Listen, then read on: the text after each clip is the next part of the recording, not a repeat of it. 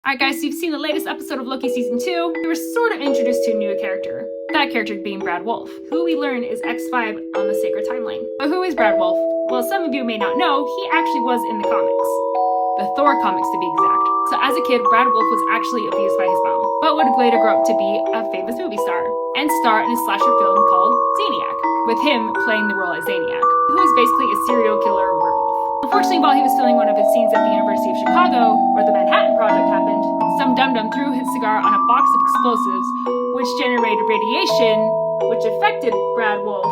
And because Brad Wolfe was in his whole costume, it mutated him into a wolf who has super strength and energy knives. And to top it all off, he was possessed by a demonic entity that basically made him crazy.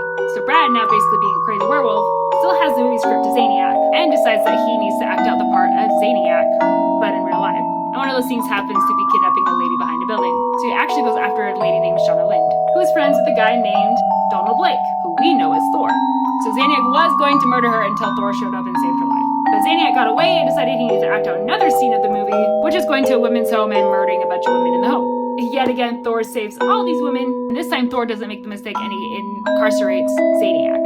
But there's another person who has some beef against Thor, and this time it wasn't from someone from outer space. It was a dude named Thug Thatcher. And so to seek revenge on Thor, he was going to kill Jane Foster. So Thug Thatcher has Brad Wolfe broken out of jail and makes the dumb decision to take Brad Wolfe to his girlfriend's house. And after taking Brad Wolfe to his girlfriend's house, Brad Wolfe kills his girlfriend. And then during that whole fight, one of Thug's henchmen kills Brad Wolfe. Then the awesome demon who had possessed Brad Wolfe's body came out of his body and turned into like little rat vermin type things. And one in the bit, Thug Thatcher, who then turned into Zaniac, who went on to kill Jane Foster.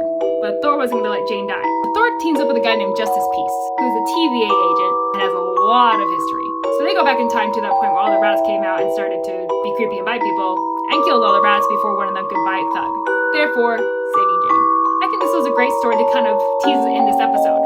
Because if you remember that really heartfelt moment between Mobius and Loki, when Mobius says he'd rather not know if he had another life on the Sacred Timeline, because if he knew he was good, why would he want to know that?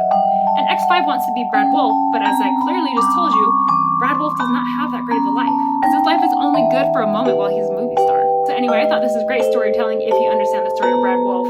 So hopefully this explanation actually makes this episode that much better for you.